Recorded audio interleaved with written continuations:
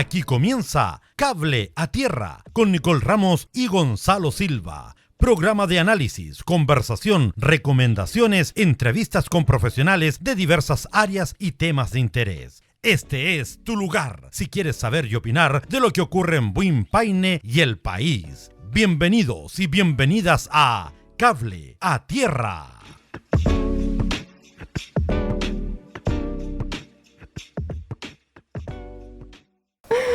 Buenas tardes, ¿cómo están? ¿Cuánto tiempo? Estamos aquí en un nuevo programa de Cable a Tierra por su radio Entre Paréntesis. El tema de hoy va a ser bastante particular. Vamos a tratar el embarazo desde su perspectiva legal, social, un poquito histórica y con una invitada al final bastante relevante y oportuna para estos asuntos, ya que va a tocar el tema de la terapia, ¿sí o no, Nico? Claro, a propósito de la salud mental perinatal. Eso mismo, salud mental Nosotros perinatal. vamos a hacer una introducción del tema y posteriormente ella nos va a aclarar dudas a propósito de ello. Eso es lo más importante, le vamos a poder hacer preguntas de qué se trata, su perspectiva, porque ella es psicóloga, si no me equivoco, ha trabajado como 8 años en la materia, entonces... que es mejor, digamos, para... Ya hace poquito fue mamá, entonces está poniendo en práctica... Claro, ¿no? Y sobre todo desde esa perspectiva, desde la psicología, desde la madre, que la verdad cuando siempre habla de embarazo, uno siempre se va a lo médico, que es lo que vamos a intentar hoy día no entrar tanto, la verdad, queremos tratar desde nuestra área, desde lo social, desde lo un poquito legal. Eso. Nico, a ver, el embarazo yo creo que debe ser una de las cuestiones más importantes en lo social, ¿no es así? Al final es lo que uno entienden como el inicio de la vida, otros lo entienden como el inicio de la concepción. Hay distintas formas de verlo, ¿ya?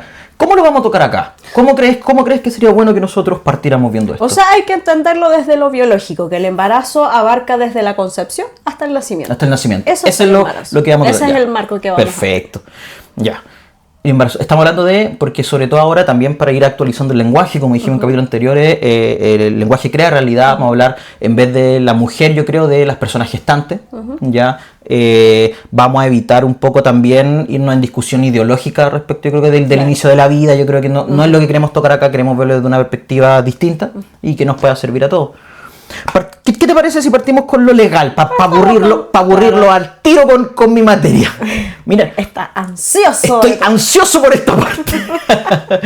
Mira, yo creo que sobre todo en Chile, afortunadamente el embarazo está regulado por diversas normas. Yo creo que, y sobre todo en cada parte de la vida, la legislación chilena tiene que considerarlo y lo ha considerado. ¿Ya? Lo que vamos a tratar y lo que voy a tratar yo ahora son las dos partes más importantes. Yo creo que a todos lo interesan desde la perspectiva laboral y desde los derechos médicos.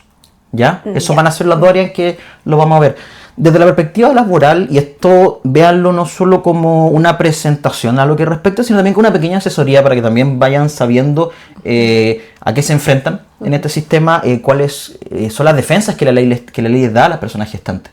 ¿Ya? Muchas veces todos tenemos historias de amigos, amigas que han estado en este proceso y se han asustado. Pucha, la empresa me va a echar porque uno voy a estar trabajando o qué voy a hacer si no puedo trabajar mientras mi labor es incompatible con el embarazo, por ejemplo, con la gestación. Bueno, protecciones laborales, el Código del Trabajo tiene muchas, ¿ya? Y también leyes anexas. La principal y sobre todo el principal cuestión que está siempre en boca es el fuero maternal. Yo creo que el fuero maternal una de las cuestiones más importantes, artículo 201 del Código del Trabajo, ¿ya? ¿Cuándo comienza? Que esta es la parte importante, desde la constatación del embarazo. Ya. Yo creo que este es uno de los puntos más importantes, desde la constatación del embarazo hasta un año después del término del postnatal, ¿ya? Y durante este periodo la gran ventaja es que la persona gestante no puede ser despedida salvo autorización previa del Poder Judicial o del juez laboral. Aquí estamos en materias laborales, ¿ya? ¿Qué te parece? Bueno, ¿no? O sea, no, creo que igual piensa también en la incertidumbre que se genera, sobre todo cuando no es un embarazo planificado. Claro, porque cuando está planificado, por lo general, claro, todo es un poco más ordenado, pero el no planificado es lo que te choca. La crisis. Laboralmente te choca mucho. Yo me acuerdo que en época cuando trabajaba en OPD, una compañera quedó embarazada y tenía muchas dudas respecto a esto. Y oye, me van a echar, ¿qué va a pasar acá? Entonces, bueno, son conocimientos, yo creo que sirven. ¿Cuál es y como tú misma dijiste, cuál es el principal objetivo de esto? Es la seguridad jurídica a la persona gestante. Es la seguridad jurídica que va a impedir despidos arbitrarios un poco, obligando al empleador a solicitar autorización en caso de que esto lo requiera hacer. Y entonces no puede hacerlo por simplemente arbitrariedad, claro, como digámosle. ¿Ya? ¿Cuál es la ventaja de esto también? Y estamos en una época en donde las tasas de natalidad van bajando. Y la principal excusa, ¿cuál es? O el principal cuál es el trabajo. Claro, el trabajo. Entonces le da un poco esta seguridad, o también tiene este beneficio como sociedad, digamos. Otra cuestión digamos que se verifica en el Código del Trabajo también son los permisos prenatales y postnatales, ejemplificados principalmente por qué. Y esto lo voy a leer del código 195, permiso prenatal, 6 semanas antes del parto, ese es el plazo. Permiso postnatal, 12 semanas después del parto, y el postnatal parental, que es de acuerdo al 197, que es derecho a extender el permiso por 12 semanas adicionales, o 18 semanas cuando se está a media jornada. ¿Ya? ¿Cuál es la gracia de esto? La gestación y digamos el parto no es una cuestión aislada, sino que también genera una necesidad de descanso y recuperación completa, no solo para la persona gestante, sino también para su pareja. Para su pareja, claro que al final, y una de las ventajas también del postnatal parental. ¿Conoces tú algún hombre o alguna pareja que haya tomado el postnatal parental? ¿Sí o no que son poquitos? Son muy poquitos. Son muy poquitos, sí. Porque todavía está esa concepción un poco de que no, va al cuidado de la mujer, que generalmente el hombre tiene que seguir proveyendo. Sí. Y está todavía ese concepto un poco de que es pedir el postnatal parental, se entiende como que le estuvieras quitando tiempo a la mujer, pero al final hay que verlo también como una forma de ser parte. Claro, del involucramiento, del proceso también, que sí, no es menor, la adaptación, un bebé, las rutinas, el apoyo que requiere también la madre durante los primeros días también. Claro, no, y bueno, sobre todo eso también, yo creo que una de las cosas, yo creo que también quieren las personas gestantes después de que dan a luz, e integrarse nuevamente a su área laboral. Yo creo que debe ser bastante traumático esa obviamente yo nunca lo he sufrido, pero debe ser bastante traumático ese hecho de estar tantos meses separados, saber también de que hay un reemplazo entre medio muchas veces, y está ese miedo. Entonces, por lo que me han dicho, amiga, en este sentido, hay ansias por volver. Y qué mejor que apoyarse en estos mecanismos que nos da la ley. Otra protección que otorga el Código del Trabajo en el 202, que es una súper importante para ciertos trabajos, que es protección frente a trabajos riesgosos. ¿Ya? Eso no lo había escuchado. ¿Por qué? Y aquí también voy a recurrir a la ley en el 202. Porque, a ver, entendemos de que una persona que está en gestación no puede realizar ciertas labores. Ahora, ¿cuáles son estas labores? ¿Ya? Hay cosas muy obvias, levantar material pesado, pero la ley es súper específica. Así que vamos al 202. Nos dice que se obliga a levantar, arrastrar o empujar grandes pesos.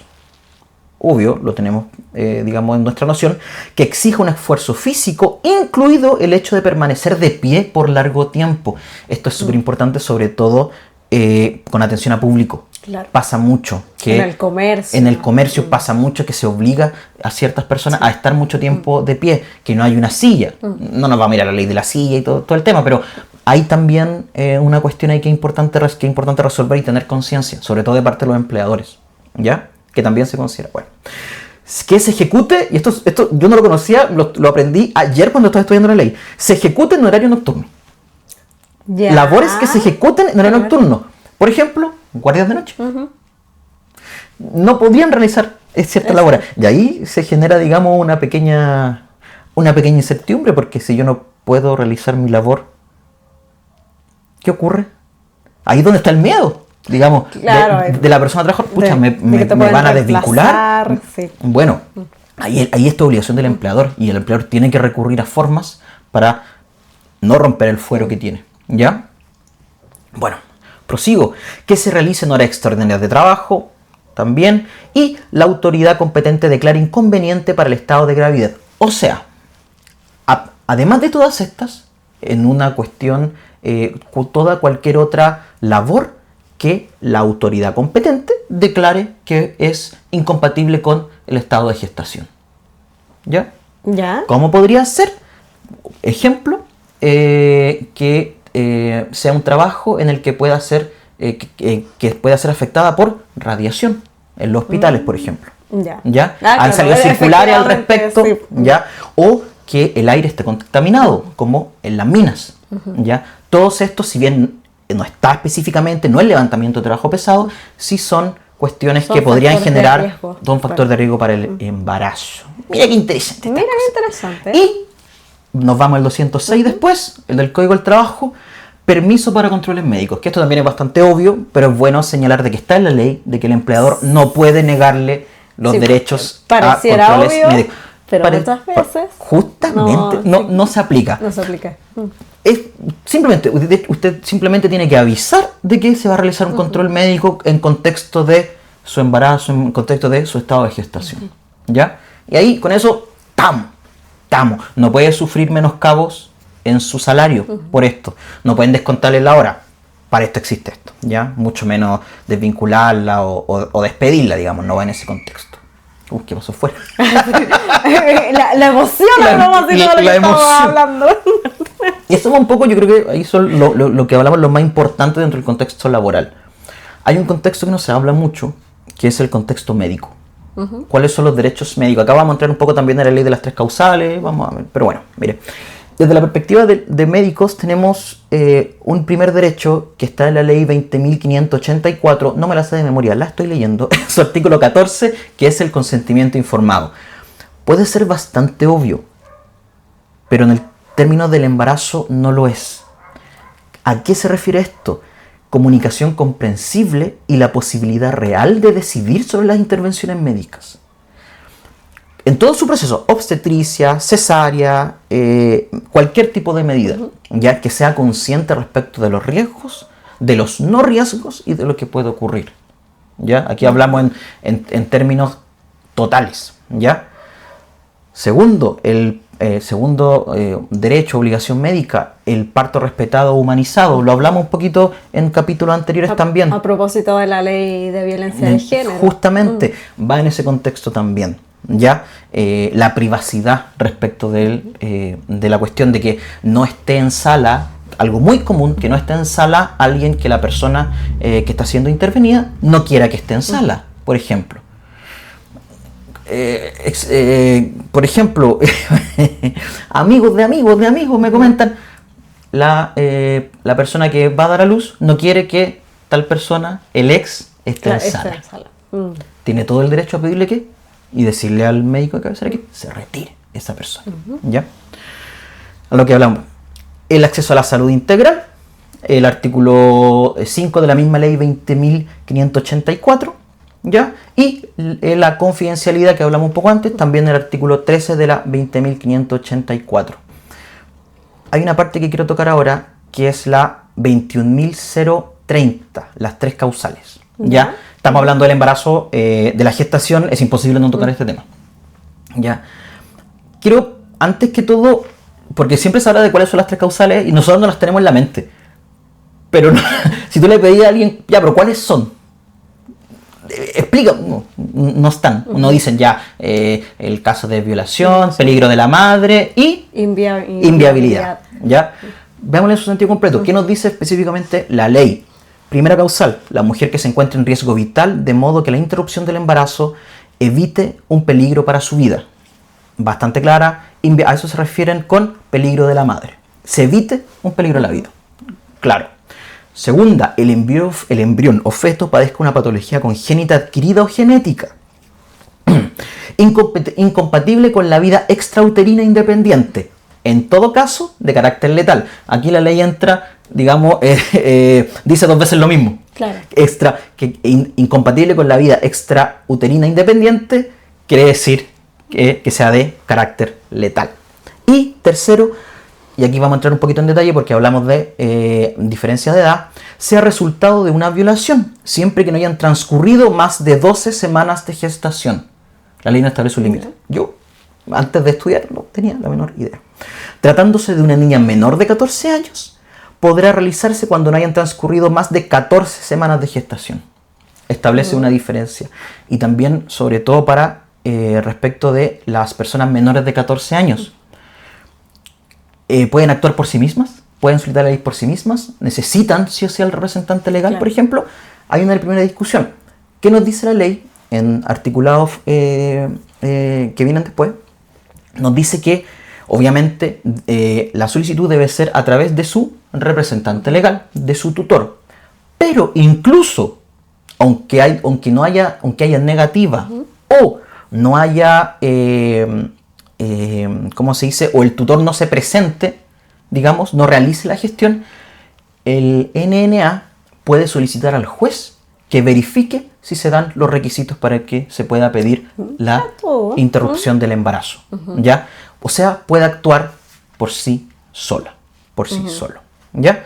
Bastante importante, sobre todo tener esa pequeña aclaración que yo creo que debe ocurrir mucho, que la voluntad del NNA es distinto a la del adulto responsable. Credibilidad cuando ocurre a nivel intrafamiliar. Justamente. Entonces hay que saber también de que allí hay una posibilidad. Yo creo que con el apartado legal ahí estamos. Lo que quería demostrar con esto un poco, y yo creo que ahora vamos con la parte social, es que hay un aparataje que respalda, ya que busca un poco, falta como siempre, pero es una de las cosas en que la legislación es bastante fuerte. Sí, yo creo que por lo menos hay un colchoncito ahí que ayuda. Claro. Y desde lo social hay dos ámbitos, el ámbito que dice relación con el apoyo médico y el ámbito económico. En cuanto al apoyo médico, a la atención médica prenatal, lo que se busca es entregar apoyo. Y en ese sentido está lo que conocemos, que es el programa Chile Crece Contigo.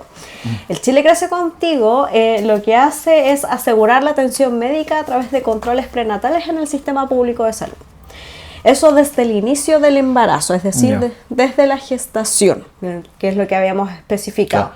Y a propósito de lo mismo, tiene que ver con esto de acompañar, proteger y apoyar a niños, niñas y sus familias ofreciendo distintas prestaciones. Ahora, en detalle, el programa Chile Crece Contigo te da cuenta de que desde la gestación hasta el término del primer ciclo de educación básica, el programa realiza un seguimiento personalizado del desarrollo infantil a través de diversos programas y prestaciones. Por ejemplo, es necesario pensar que acá muchas veces se requiere como apoyo en cuanto a la estimulación del niño, a que efectivamente esté monitoreado a propósito de los controles médicos. Muchas veces ocurre que la familia no está muy vinculada al centro de salud. Muchas causas por vulneración de derechos se aperturan a propósito de que no hay como continuidad en los controles prenatales, entonces se busca precisamente asegurar aquello. También en cuanto a acciones y servicios universales, ofrece una variedad de beneficios y servicios a todos los niños y niñas que son parte del sistema público de salud, como acceso a controles de salud regulares, programas de estimulación, lo que ya señalé. Considerar que el programa Chile Crece Contigo es desde los 0 a los 8 años. A los 8. Mira, qué guay, porque por lo que uno tenía entendido, uno que es más antiguo en estas cosas, uno siempre tuvo en la mente los 4 años. Sí. Pero no, se expandió hasta los 8. Sí. Si mal no recuerdo, después del año 2016 se expande hasta los 8 o 9 años. Entonces, claro, muchas personas dicen, ya, pero a los 8 años, ¿para qué lo voy a llevar? Está el control de niño sano, que es anual. Entonces, efectivamente, ahí la idea es como mantener las atenciones.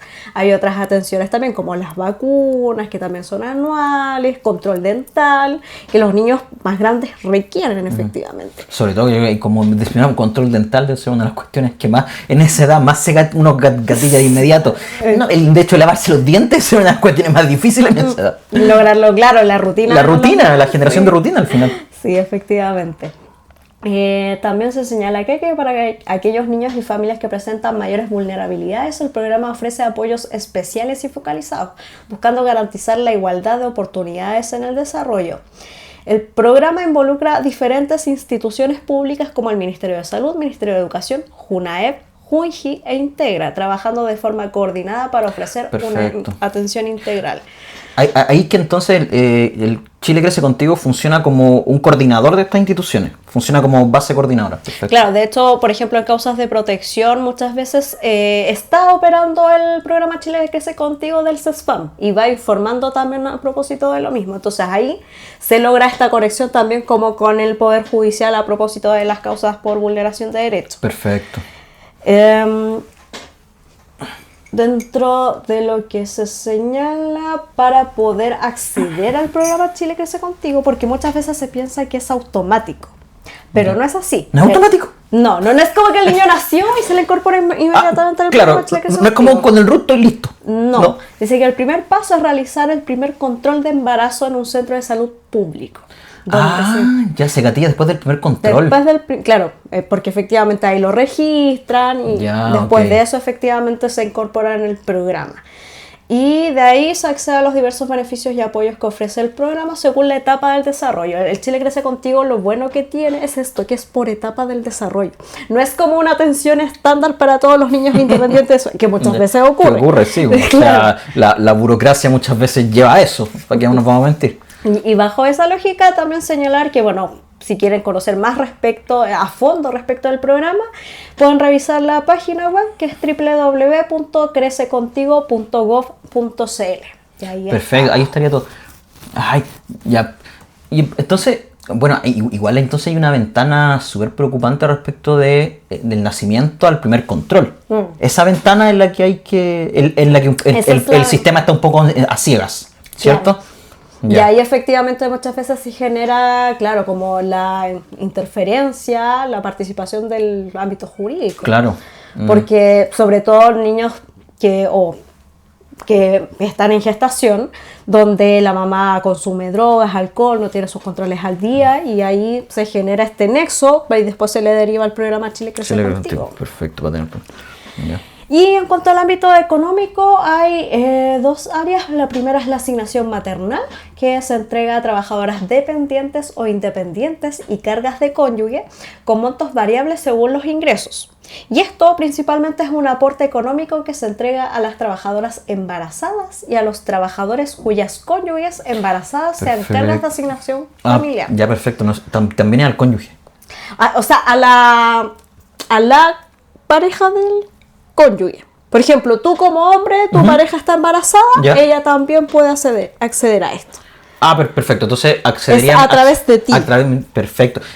Mira, qué interesante el concepto, porque ese concepto es cónyuge. O sea, que solicita que estén casados. Ya, no hay. Sí, y tampoco hace referencia al civil. Perdón, a la unión civil. Hace referencia al matrimonio como tal. Mira, interesante. Sí, yo creo que ahí sería. Sí, pero es bueno sacar esos hilitos de claridad, digamos. Mira.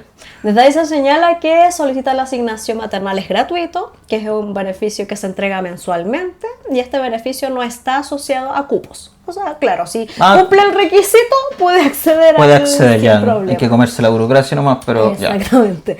Ya. Dice que para acceder a esto deben cumplir los siguientes requisitos: estar embarazada claramente. O que tu cónyuge esté embarazada. También. Ya. Y ser trabajadora dependiente o independiente afiliada a un régimen de previsión. Es el punto, entonces, afiliada a un régimen de previsión. Sí. Perfecto.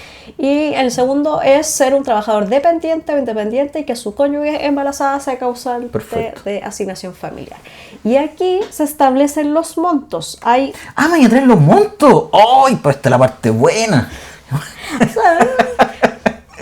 Dale. Dice que puede ser solicitado solamente a partir del 5º mes de embarazo. Ese es otro detalle importante. Desde el quinto mes de embarazo. Desde, no hasta. No, desde, pero cuando ya se asigna, después se paga el retroactivo de los meses que no se cobran. Eso te quería Eso era lo que te quería consultar. Sí. Ya. Y bueno, en cuanto a los rangos, aquí se establece que tiene que ver con los sueldos, desde 0 a 620.251, el pago es de 22.007.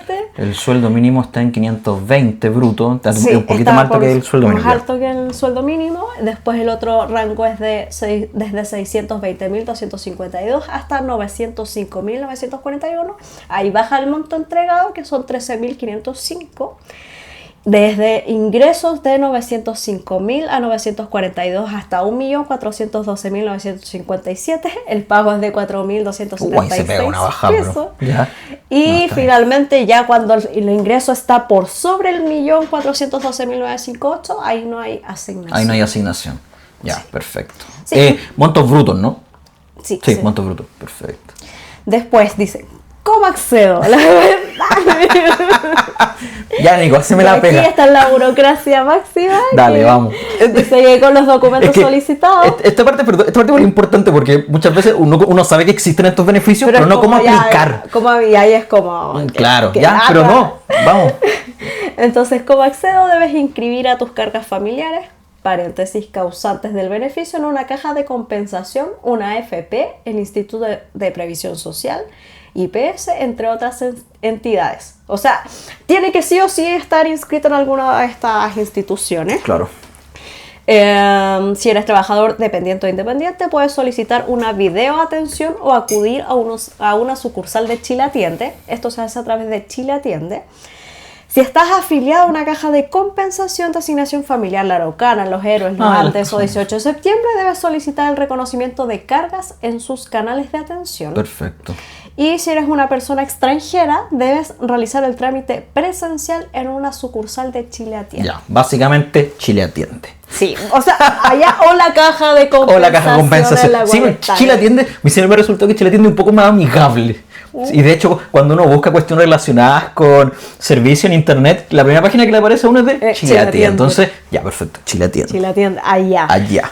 En este caso en Buin, en la plaza. En la plaza, en la esquina de la plaza, claro, frente del CCB. Ahí está. Exactamente. Después que dice, una vez realizado el reconocimiento de cargas familiares, podrá recibir el pago de su beneficio. ¿Y qué documentos necesito? Si eres trabajadora, cédula de identidad vigente o emitida para extranjeros residentes en Chile. Ya, te pide la residencia. Bueno. Si el trámite es realizado por un apoderado, es necesario contar con un poder notarial simple. Certificado médico que acredite el 5º mes de embarazo. Este debe ser emitido por el Servicio de Salud Público o un facultativo privado, siempre que el certificado respectivo esté además visado por la COMPIN. Ya. O esa cuestión del poder notarial simple, lo que abusa el sistema de ese. Para todos te piden un poder notarial simple, increíble. Sí. No sé, dan ganas de tener registrada firma en una notaría para puro hacer poderes simples. Es increíble que te lo piden para cualquier tontería. Y es una cuestión tan fácil de hacer. Es que cualquiera podría. Cualquiera podría, no tiene ningún resguardo legal. O sea, la cuestión. Ya, se enojó el abogado. Es que no me gusta el segundo, por eso me cargan. Claro. Ya. Si eres carga de un trabajador, que es el segundo caso, la autorización de carga familiar del trabajador, el certificado médico, que ya lo señalamos, que acredite que está embarazada efectivamente, y el contacto telefónico de Chile Atiende, si no quiere ir presencial, es 101. 101. Después, el segundo ítem es el subsidio familiar maternal, que es distinto al tradicional. Y esta es para gestantes de menores recursos a partir del 5º mes de embarazo. También se establece ese límite y que es un beneficio económico mensual que puedes solicitar en tu municipio si eres madre, padre, tutor o tutora, no tienes previsión social y perteneces al 60% de vulnerabilidad según el registro social de hogares. Ya, hasta el 60%. Si integras el 40% más vulnerable, tienes menos de 18 años, y cumples los demás requisitos, recibirás el subsidio familiar de forma automática. Esto para menores de edad, embarazo adolescente.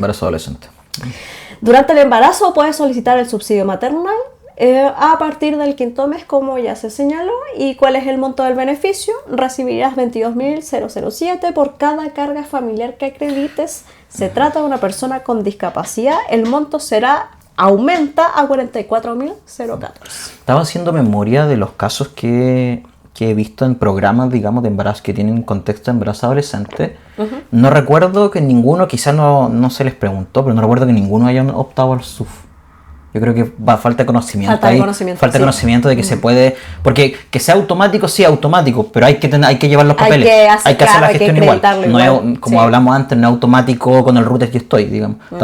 Entonces, no, falta ahí, digamos, comunicación. Claro, sobre información. Yo, por lo menos en lo personal, yo tenía claridad respecto del subsidio único familiar tradicional. Claro, el general, pero que sea un específico maternal, para el embarazo adolescente, no. Sí. Mira, está interesante. Sí. Nico, yo creo que vamos dándole la bienvenida a la invitada. No sé si la quieres presentar. Sí, yo creo que démosle la bienvenida a Constanza, que ahí vamos a adentrarnos en lo que es la salud mental perinatal. Entonces, bueno, ella es Constanza Paz, psicóloga con 8 años de experiencia en infancia, adolescencia y acompañamiento a familias. Hoy en día dedicada a la salud mental perinatal, acompañando a mujeres y familias durante la planificación, embarazo y posparto. Es como todo el ciclo, sí. Todo el paquete, digamos. Exacto. Ya, vamos a hacer un pequeño corte para incorporar a la invitada y nos estamos viendo luego. Bueno, aquí sí, ahora sí, estamos con nuestra invitada Constanza. La Nico ya hizo una buena presentación de Constanza, pero si nos puedes hablar, yo creo que tú misma. ¿Quién eres, Connie? ¿A qué te dedicas? Hola chicos, bueno, mi nombre es Constanza Paz, yo soy psicóloga con 8 años de experiencia ya y actualmente dedicada al ámbito de la psicología perinatal. Antes Perfecto. Estuve trabajando con infancia, adolescencia y familias y ahora ya estoy dedicada en un 90% a lo que es la psicología perinatal. Ah, genial, ya entonces totalmente dedicada al tema. Sí. Constanza, mira, nosotros antes de tu llegada hablamos harto del embarazo, pero uno siempre cuando habla del embarazo habla un poco desde la perspectiva fenomenológica, pero nunca desde la perspectiva de la madre, desde la terapia, por ejemplo, y por lo que me contaba Nico, tú tomas todo el espectro embarazo y post. En términos de terapia, ¿cómo es eso? ¿Cómo es ese gran contexto que tomas? Bueno, como tú dices, no solamente incluye el embarazo, ocasiones también incluye la planificación del embarazo u otros temas asociados al proceso previo a llegar a él, pérdidas gestacionales, casos de infertilidad. Después viene todo este otro mundo que son los 9 meses del embarazo y luego viene el posparto, que eso lo trabajo hasta aproximadamente los 2 años de edad de los bebés. De ahí ya, desde mi perspectiva, ya comenzaría una intervención más desde la psicología infanto-juvenil. Perfecto. ¿Y de qué se tratan estas terapias que tú manejas? Depende, me imagino, del usuario, pero si nos puedes dar un contexto, digamos, o explicar un poco. Hay de todo. Por supuesto que depende de quién consulta. En su mayoría son mujeres. Es pocas las veces que consultan familiares de mujeres o la pareja de las mujeres. Son ellas las que principalmente llegan, yo te diría que en su mayoría asociados a la ansiedad, a la incertidumbre, a temores que les generan el proceso que están viviendo, sea el embarazo o el posparto. Pero es una multiplicidad de situaciones. Otras veces también puede ser en virtud de algún trastorno mental psicológico que tuvieran previo al embarazo y que se ha exacerbado durante el embarazo, como por ejemplo la depresión o trastornos de ansiedad. También puede ser en relación, como les mencionaba antes, a las pérdidas gestacionales, o con dificultades a la adaptación familiar posparto. O sea, no solo cómo ellas llevan el posparto, sino que también cómo todo el círculo familiar se ve afectado por esta situación y muchas veces las dinámicas familiares se ven alteradas y hay que trabajar desde ahí también. Es muy variado el espectro de posibilidades que llevan a consultar, pero en su mayoría yo diría que podría ir por ahí. Por ahí, perfecto. Oye, me quedo dando vueltas eso de trabajar también con los familiares. ¿Se centran solo en como la adaptación a propósito de la llegada del bebé o se trabajan otros temas también? Se pueden trabajar otros temas. Bueno, es que ahí también entramos como en otro gran tema para mí que me gusta mucho, que es el padre en función de la diada.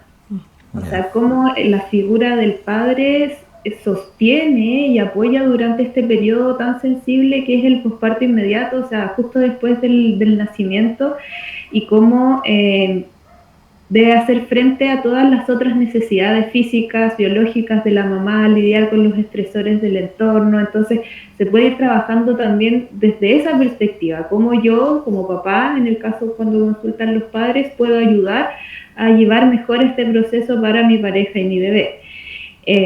Otras veces tiene que ver con,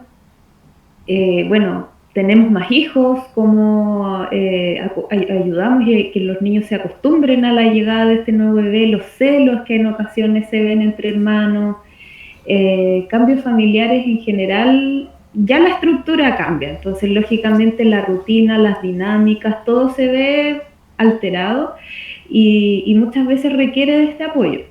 O, como les mencionaba también en el caso de los duelos, ahí también hay un abordaje familiar, porque no solo la madre es la que pierde el bebé, sino que es toda una familia que tenía la expectativa puesta en la llegada de este bebé, un padre, hermanos, abuelos, y ahí ya tiene que ver con un abordaje familiar.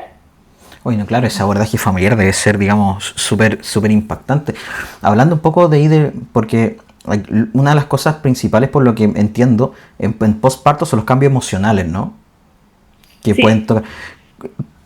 ¿Qué es lo más común que tú ves, digamos, en ese contexto? ¿En postparto? En postparto. Bueno, es que de partida hay cambios biológicos y que van muy de la mano también con esos cambios emocionales. O sea, pucha, qué pena no tener a mano una curva que yo a veces le muestro a algunas pacientes que se sienten incomprendidas por estos cambios emocionales, como ¿qué me pasa? Justamente eso iba. Sí, van todas las hormonas durante el embarazo hacia arriba, ya se estabilizan el embarazo y después no es que desciendan de a poquito, es una bajada así abrupta a cero. Entonces, eso también explica por qué tanta hipersensibilidad, por qué estar más emocionadas desde lo positivo, lo negativo, llorar más, estar más irritable. Una cosa es el proceso psicológico, pero también va acompañado de cambios emocionales a raíz de los cambios físicos. O sea, sale el bebé y este descenso de hormonas genera lógicamente consecuencias a nivel emocional en las mujeres. No es solo la llegada del bebé en sí, la sensación de alegría, o por ejemplo, en algunas mamás miedo, ¿cómo lo voy a hacer? La incertidumbre, ¿qué viene ahora? ¿Cómo cuido un bebé? Es una mezcla de ambas cosas.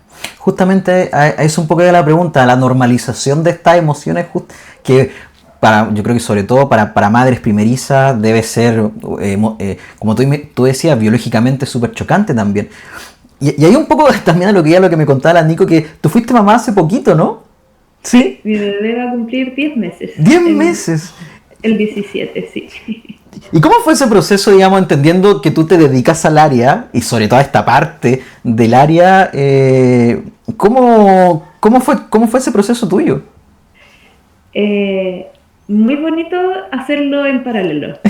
La verdad, bueno, esa es parte de mis motivaciones. Yo años atrás había hecho un par de cursos asociados a psicología perinatal y vínculos tempranos, pero ya con la vivencia misma del embarazo fue como, este es el espacio en el que yo quiero formarme, en el que yo quiero trabajar, y bueno, también en el posparto ir viendo como casi un checklist de lo que dice la teoría, como es normal, es esperable.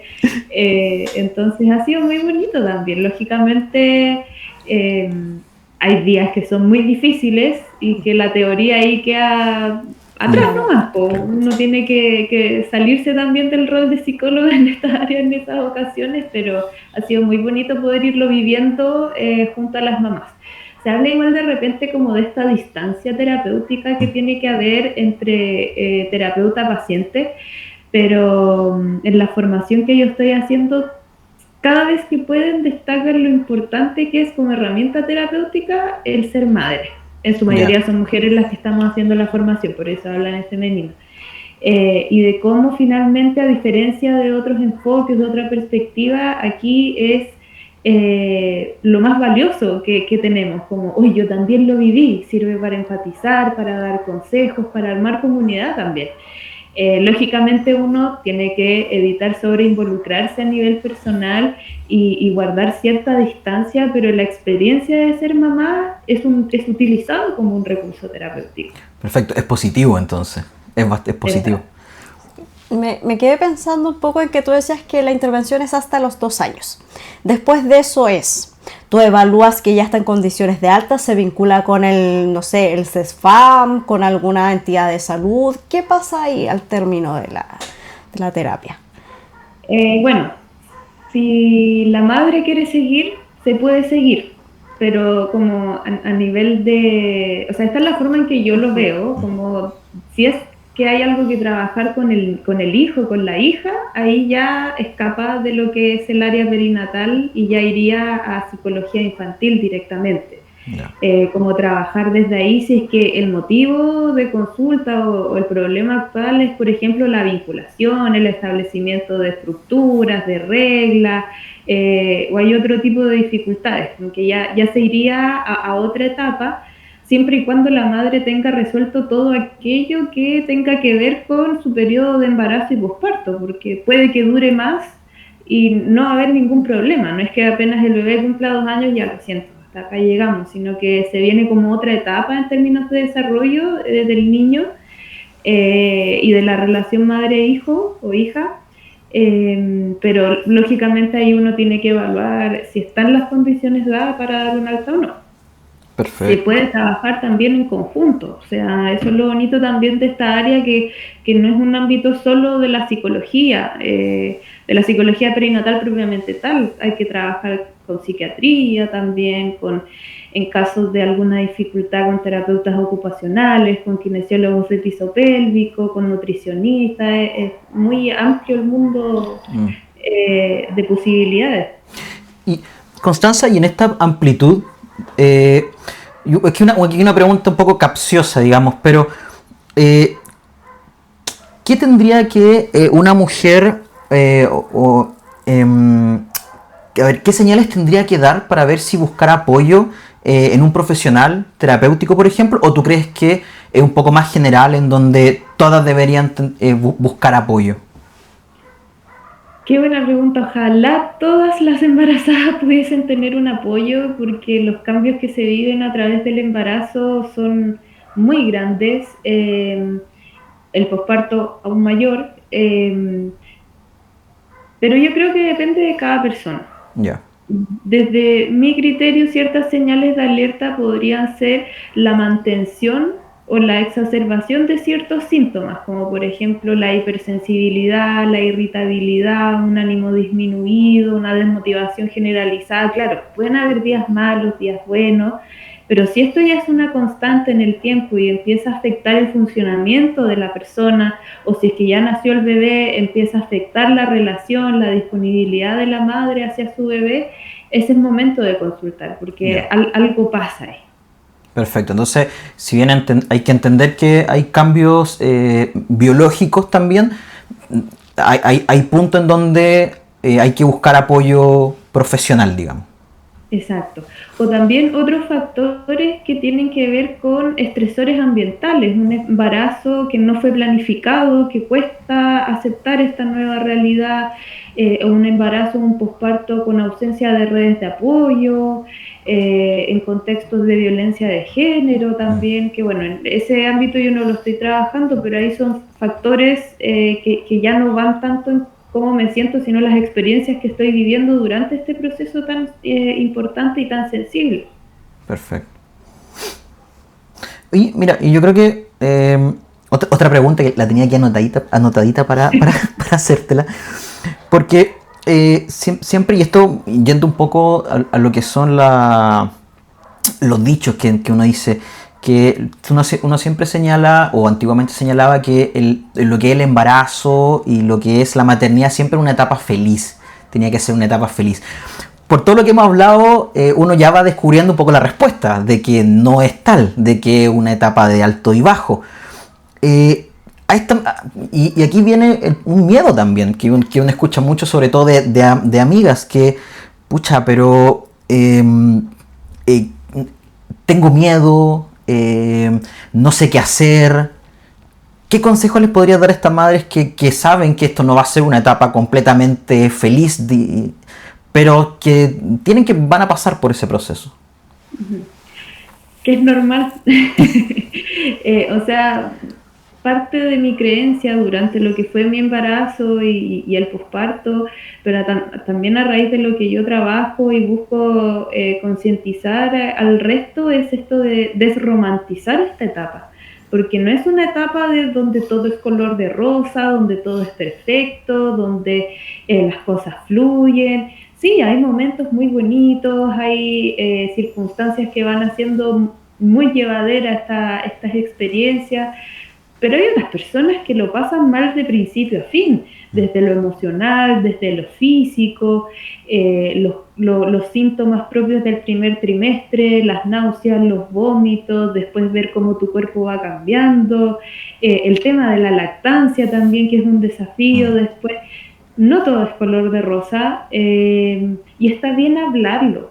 No nos hace malas madres el sentir que se está haciendo difícil. No nos hace menos capaces de cuidar a nuestros hijos porque un día tengamos un mal día y solo queramos descargarnos con un profesional, con una amiga, con un familiar que esté ahí a la mano, porque no es una etapa que tenga como una sola forma de ser vivida, y qué rico por las mujeres que pueden vivirlo desde la plena felicidad. Pero me atrevería a decir que son las menos, que lo más esperable es que hayan estas oscilaciones anímicas, hormonales, del comportamiento, es lo esperable. Perfecto. Sí, yo más que pregunta, creo que es súper necesario el trabajo que se está realizando, que estás realizando tú, porque muchas veces la base para evitar futuras vulneraciones de derechos. Muchas veces la política pública parte de reaccionar a propósito de crear más programas en torno a maltrato, pero obviamos un poco la relevancia de la intervención vincular, la intervención madre-hijo con los niños pequeños, que muchas veces se cree que no, es que en realidad es pequeño, entonces no se da cuenta de lo que pasa. Y se desconoce que, sobre todo la etapa en la cual están, es tremendamente relevante para su desarrollo y para la generación del vínculo con la madre y con la familia en general, con sus cuidadores principales. Entonces yo creo que eso es muy, muy, muy importante, y el trabajo que haces también es fundamental precisamente para bajar un poquito la tasa de maltrato, de negligencia, etc. Y bueno, tú que tienes experiencia en PRM también lo entiendes así. Sí, de todas formas, y bueno, pasa también que no solo es desde una lógica preventiva, sino como de posicionar a la mujer en otro rol, porque tiende a verse a la mujer embarazada como débil, vulnerable, frágil, esto del baby brain, no sé si lo han escuchado, de que todo se le olvida, y ver este proceso como algo malo le pasa a la mujer, como es frágil, hay que cuidarla, no le digan nada porque se va a poner a llorar, está embarazada. No, también como darle cabida a que las experiencias que se viven durante el embarazo son únicas, son particulares en cada mujer, pero son muy bonitas en todas sus formas.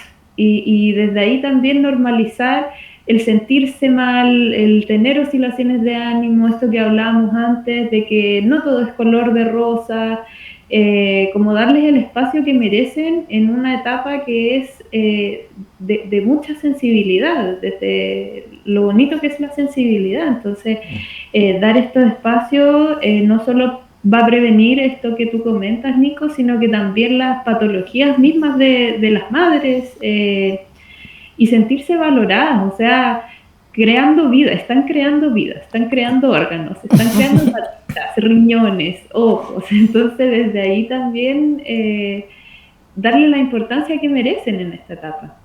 Perfecto.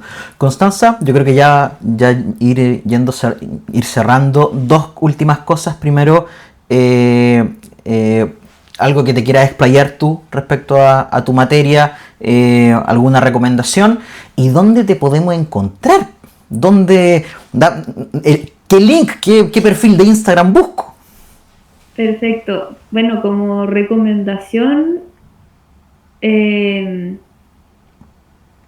las redes.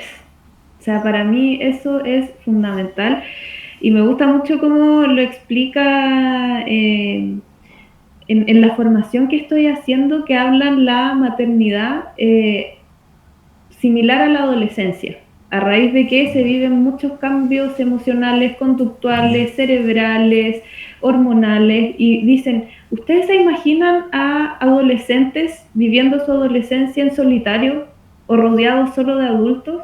No, pues un adolescente tiene que estar con más adolescentes. Lo mismo con las mamás tienen que rodearse de más mamás, porque la experiencia que están viviendo va a poder ser mejor comprendida, el mismo proceso identitario que viven los adolescentes junto a otros adolescentes, lo viven las madres con otras madres. Entonces, es como esta idea de tribu, que se habla mucho. Maternar en tribu, sí. Entonces, creo yo que eso es el mayor consejo. Si es que no es con otras madres, que en ese minuto estén viviendo una etapa del embarazo, del posparto similar con otras que ya hayan sido madres, si no está la posibilidad de los encuentros virtuales, hay foros, hay blogs. Y bueno, el entorno también, la importancia que tiene ahí el padre, la familia extensa, apoyando también este proceso es imprescindible. Yo creo que por ahí sería como mi principal consejo. Y bueno, ¿dónde encontrarme?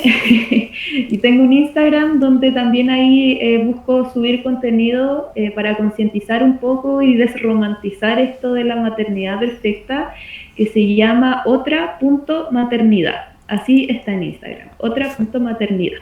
A raíz de esto mismo, como no la maternidad perfecta, sino que la otra cara que también puede tener. Perfecto, Constanza. Constanza, yo creo que con eso nos vamos despidiendo. Un gusto tenerte, un gusto a todos los oyentes de este capítulo y nos estamos viendo. Adiós, que tengan una bonita tarde. Las redes nuestras, pues se nos olvida. Siempre se nos olvida. Sí, escúchenos en www.arteentreparéntesis.cl, en Radio Entre Paréntesis. También nos pueden seguir a través de nuestro canal de YouTube, Cable a Tierra, y la página de Facebook también con el mismo nombre. Así que estén muy bien y nos vemos la próxima semana y capítulo estreno en 15 días más. 15 días más, eso mismo. Adiós, que tengan buen día. Chau, chau. Finaliza Cable a Tierra, programa de conversación y análisis de la realidad local y nacional. Hasta el próximo programa.